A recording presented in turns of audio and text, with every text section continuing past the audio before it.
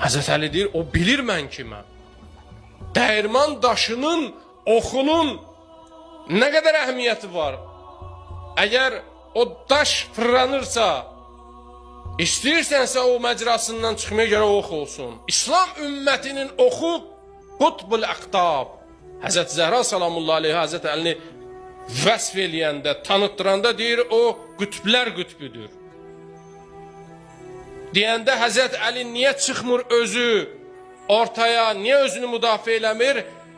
Məsəluhu kəməsəlil Kəbə deyir xanım Zəhra, deyir, İmamın məsəli Kəbə məsəlidir kimidir. İnsanlar onun ətrafına fırlanmalıdır. Və o kəlamın davamında deyir, qutbul əqtab, o qütblər qütbüdür. Baxın, qardaşlarım, bunlar görürsünüz, Peyğəmbəri yaxşı tanıyırlar, Həzrət Əlini də yaxşı tanıyırlar, Peyğəmbərin Əhl-i-Beyt barəsində dediklərini də tanıyırlar. Niyə qəbul etmirlər? Məsələ budur. Tanımaq lazımdır, amma kafi deyil. Bilmək lazımdır, amma kafi deyil. Bəzən soruşurlar, filan kəs bilir də belə niyə eləyir? Yox, nəfsi qoymur. Tamakarlıq, hakimiyyət hərisliyi. Həzrəti Yusuf Peyğəmbər və xarru ləhu succədən və rəfa əbəvəyhi aləl arşi və xarru ləhu succədən taxta çıxandan sonra hamı səcdə elədi. Həzrəti Yusuf əlin qaldırdı Allahın dərgahına. Rəbbi, qət ateytəni minəl mulk və alləmtəni min təvilil əhədis. Rəbbim, bu mülkü sən mənə vermişsən və bu elmi də sən mənə öyrədibsən. Bu çox mühümdür, bu tövhüddür.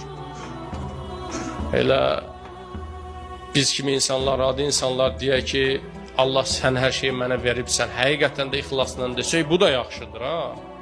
Bu da qəbuldur. Amma Yusuf olasan, ya Həzrət Əli olasan, hakimiyyətdə olasan, taxta çıxasan, bütün bu 30-40 ildə səni əzmək istəyən, səni quyuya atmaq istəyən, səni rəzil günə salmaq istəyənlərin taleyi əlvə keçəndən sonra hakimiyyətdə olasan, deyəsən, Rabbi qəd ateytəni minəl mulk. Rəbbim, sən bu mülkü mənə veribsən. Və alləmtəni min təvilil əhədis. Bu elmi də sən mənə öyrədirsən. Fatırəs səmavatı vəl ard. Yerin göyün yaradanı sənsə mənə heç kimə. Əntə vəliyyi fid dünya vəl axirə. Dünyada və axirətdə vəlim sənsən. Təvəffəni muslimən və əlhəqni bis salihin. Məni bir müsəlman kimi dünyadan apar, salihlərə qovuşdur ki. Niyə bunu deyirdi? Çünki hakimiyyət